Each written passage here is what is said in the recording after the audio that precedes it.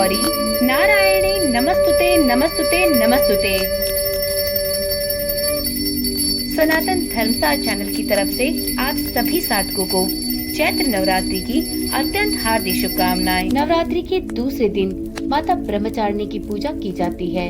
माँ ब्रह्मचारिणी माँ भगवती का दूसरा स्वरूप है। देवी ब्रह्मचारिणी का स्वरूप अत्यंत तेजस्वी और राजसी है। माँ प्रेम और निष्ठा, बुद्धि और ज्ञान का प्रतीक है। वह अपने दाएं हाथ में माला और बाएं हाथ में कमंडल धारण करती हैं। ब्रह्मा शब्द तपस्या को संदर्भित करता है। उनके नाम का अर्थ है तपस्या करने वाली। उनका जन्म हिमालय के यहाँ हुआ था। देवर्षि नारद ने उनके विचारों को प्रभावित किया और परिणाम स्वरूप उन्होंने कठोर तपस्या की, क्योंकि वह भगवान शिव को अपने दिव्य पति के रूप में प्राप्त करने के लिए दृढ़ थी। उन्होंने सैकड़ों वर्षों तक बहुत कम या बिल्कुल भी नहीं खाकर बिताए, लेकिन उनकी तपस्या इतनी शुद्ध और इतनी शक्तिपूर्ण थी कि इसने तीनों लोकों में बहुत उथल पुथल मचा दी।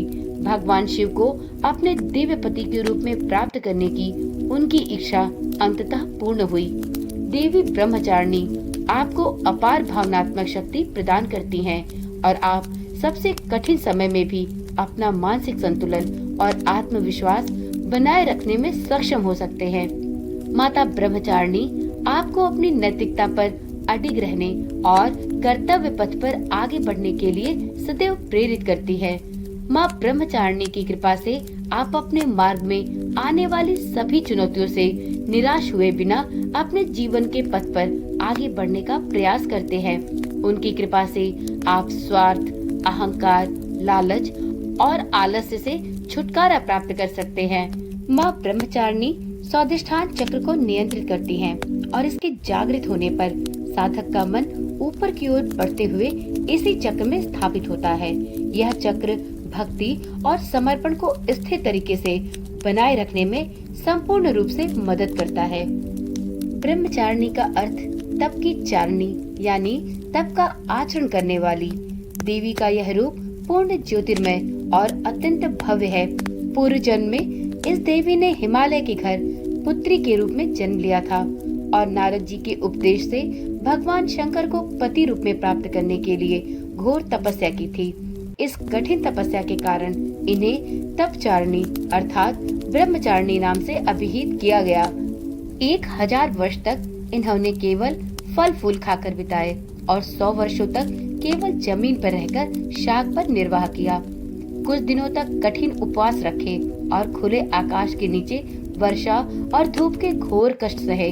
3000 वर्षों तक टूटे हुए बिल्व पत्र खाए और भगवान शंकर की आराधना करती रहीं। इसके बाद तो उन्होंने सूखे बिल्व पत्र खाना भी छोड़ दिया। कई हजार वर्षों तक निर्जला और निराहार रहकर तपस्या करती रहीं। पत्तों को खाना छोड़ देने के कारण ही इनका नाम अपर्णा भी पड़ा। कठिन तपस्या के कारण देवी का शरीर एकदम क्षीण हो गया। देवता, ऋषि, सिद्धगण, मुनि सभी ने ब्रह्मचारिणी की तपस्या को अभूतपूर्व पुण्य कृत्य बताया, सराहना की और कहा, हे देवी, आज तक किसी ने इस तरह की कठोर तपस्या नहीं की। यह आपसे ही संभव था। आपकी मनोकामना अवश्य ही परिपूर्ण होगी और भगवान चंद्रमौली शिव जी आपको पति रूप में प्राप्त होंगे। अब तपस्या छोड़कर आप अपने घर को लौट जाएं। जल्द ही आपके पिता आपको बुलाने आएंगे। इस देवी की कथा का सार यह है कि जीवन के कठिन संघर्षों में भी मन विचलित नहीं होना चाहिए। माँ ब्रह्मचारिणी देवी की कृपा से व्यक्ति को सर्वसिद्धि प्राप्त हो सकती है, यदि वह अपने कार्य में पूर्ण नियोजन के साथ लगा रहे। तो एक बार प्रेम से बोलिए, माता ब्रह्मचारिणी की जय हो, माता भगवती की जय हो। माता ब्रह्मचारिणी का बीज मंत्र है ह्रीं श्रीं अंबिकाय नमः। माता ब्रह्मचारिणी की स्तुति इस प्रकार है। या देवी सर्वभूतेषु माँ ब्रह्मचारिणी रूपेण संस्थिता। नमस्तस्ये नमस्तस्ये नमस्तस्ये नमो नमः। नवरात्र के दूसरे दिन माता ब्रह्मचारिणी की पूजा संपूर्ण विधि विधान से करनी चाहिए।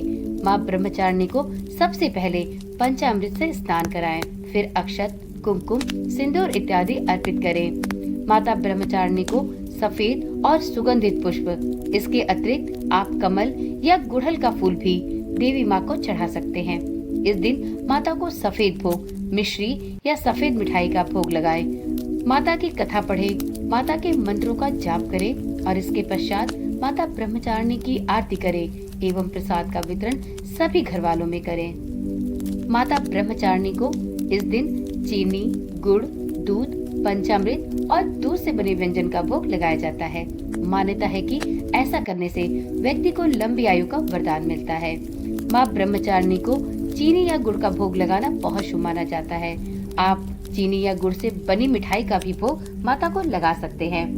ब्रह्मचारिणी माता के लिए दूध और दूध से बने व्यंजन भी भोग में चढ़ाए जाते हैं। माँ ब्रह्मचारिणी को पंचामृत का भोग भी लगाया जाता है।